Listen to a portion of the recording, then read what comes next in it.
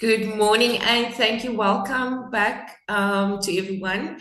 So being we are celebrating World Fertility Day, and our next speaker is Natalie Solomon, and she's a I want to say psychologist, and she deals mainly in fertility. And I'm going to ask her to introduce herself.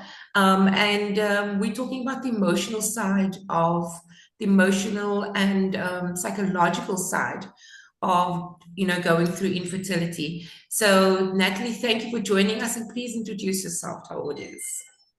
Thank you. Thanks, Leanne. Hi, I'm very happy to be here today. My name is Natalie Solomon. I am a fertility counselor, and I went through my own fertility journey, quite a significant journey, which finally, after nearly 6 years, resulted in us finally having our precious daughter, who now is almost 6. So we are well on the other side of the journey. I decided after my significant journey just to really get involved and help in this aspect. Excuse me. I was not a counselor by original profession, so it's something that I studied and went back, to redo myself a little bit, and that is what I'm doing today, helping couples, women, in every aspect of this crazy journey. So yes, that is what I do. Thank you very much, Natalie. It's always nice when you are speaking to someone on the other end, and especially when it comes to someone that's a psychologist, that person can also, when they are saying, I understand how you're feeling, that they Yes. actually do understand how you're feeling because they've walked that road as well. So we're going to go into our first question is, what are some common emotional responses that couples experience when faced with infertility? And how can these feelings impact their relationship? Yes. So I think, the most common feelings are sadness, betrayal, loneliness, sense of failure within ourselves, as well as within our marriage or our couple, our partnership, anger, frustration, bitterness. It's very easy to turn on each other, or to take things out on each other, at such times. The feeling of having that need to place blame somewhere is very tangible. And the closest person is often our partners, and then ourselves. But placing blame on ourselves causes a huge amount of shame, and it's a very uncomfortable place. And so we often lash out on our partners because it's just the easiest Yes, um, yes. easiest thing to do. And it's crucial to keep remembering that both parties are on the same team, and that you're in this together, Yes. both wanting the same outcome, the same goal, and constantly reminding each other of that, or ourselves of that. Thank you very much, Natalie. Our next question is, how can couples effectively communicate their feelings and experiences related to infertility to each other without placing blame or increasing tension? So the art of communicating correctly to one another is something that is actually taught and practiced. As it is so easy to lose the ability, to get your message across, without losing it yourself. You question your own mind and you think, am I losing it? Or literally losing it when you're trying to get a message across and you just end up screaming and shouting. That immediately does not achieve what you're trying to do. The idea is to use sentences that relate, sorry, one second, that relate to themselves, as opposed to the other person. So starting a sentence, I feel irritated, angry, whatever the feeling is, when you do or say something, or whatever the scenario is, as opposed to immediately starting the sentence, you do this and this and this and this, and therefore you irritate me. You're immediately attacking, and you're and immediately putting on the reaction will be the defense. The use of the word I is to be used more than you, because it's a feeling of yourself, so immediately Yes. the attack is taken out by that simple change in sentence structure. And hopefully an honest and open dialogue can then take place, using the word feel. So I feel is opening up a sense of vulnerability for clear and honest communication to take place. Yes. Okay, thank you. And then what coping strategies have couples found most helpful in managing stress and anxiety related to infertility treatments? So journaling, or even not even something as formal as journaling, but even just writing things down, Yeah. is hugely underrated. It's a huge one that really helps. Um, Obviously, in a clear and calmer state, you're getting a little bit more of a realistic picture. But sometimes even in those wilder states, when you write things down, it just seems to clear things out a little bit. Yes. It's a very powerful technique.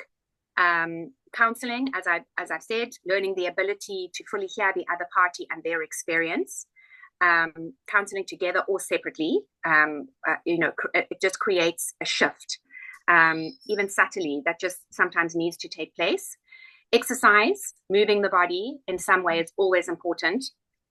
On this journey, a lot of the time, your body does not feel itself, and you don't feel like exercising or moving, but it just, even if it's something small, baby steps, a short walk around the block, just getting that little bit of movement, just to get going. Sometimes something very simple is enough, and all that is needed. Yeah, thank you. In what ways can professional counseling or therapy benefit couples dealing with infertility? And what types of therapy are most effective? Okay. As already mentioned, the ability to communicate effectively is not as easy as one thinks. And more often than not, these skills need to be taught and practiced. So as it's a work in progress as you're talking to each other, especially at times of high stakes, and high emotions. People in a relationship go through and experience things very differently, see things very differently. Yeah. So counseling enables that shift to happen within each person, and then in turn the couple, in turn in the relationship, learning how to structure our sentences so that we are not immediately coming from the attacking stance, and causing an immediate defense. If you're just wanting to communicate, you don't need to attack, and you don't need to defend. Very quickly, these scenarios result in that situation where you're on opposite sides, and remembering again that you're on the same team. Now, so learning to communicate that way, but also practicing it. And counseling provides that safe space for that to happen. Yeah. Being vulnerable with each other without that attacking defense mode. There's so much power in vulnerability, knowing that each other has each other's backs. Genuinely wanting to support is key. So going back to that attack and defense, you actually just want to support each other, but you need to learn how to. And it's tricky. It's a tricky time, but that the counseling space is there for that. Thank you, Natalie. Our next one is, what are some self-care practices that couples can adopt to nurture their emotional well-being during this challenging time? So obviously for me, the first one would be counseling, individual or together, as we've already said. Learning to balance the mind and the body. Sometimes we are our own worst enemies. We sabotage ourselves. Our mind is doing, our bodies are doing something else. So bringing those two together, learning to find a balance of those two, and in that counseling space, you're able to achieve that. Movement, exercise, as I've already said, is important. Massages, just bringing your body to complete relaxation. Reflexology, another good one, really works very, very subtly, but so powerfully and is impactful. And the last one I would say would be acupuncture. I was just going to Um, ask about acupuncture. Acupuncture is not for everybody, and it's quite Yes. daunting for a lot of people. But it's such a wonderful tool, Yeah. and it not only the needles go in specific spots, but and it's not only meant for specific like where they're putting the needles is very specific, but it brings about so much calmness to oneself, and just realigns where you need to be, Yeah. that your mind is taking you one place, your body is taking you another, and it just brings things back together. So all of those holistically together Yeah. result in a very positive space. Okay, thank you. Our last question is, how can couples maintain hope and resilience throughout the infertility journey? And what struggles can help them redefine their goals and expectations? So with this, before you start, I know with everyone's journey is very different. And I mean, some people's journeys can be so long, Yes, compared to some people's journeys like a few months only. So I can imagine the amount of stress it can cause. But yes. what can couples do to maintain that hope and resilience throughout the infertility journey?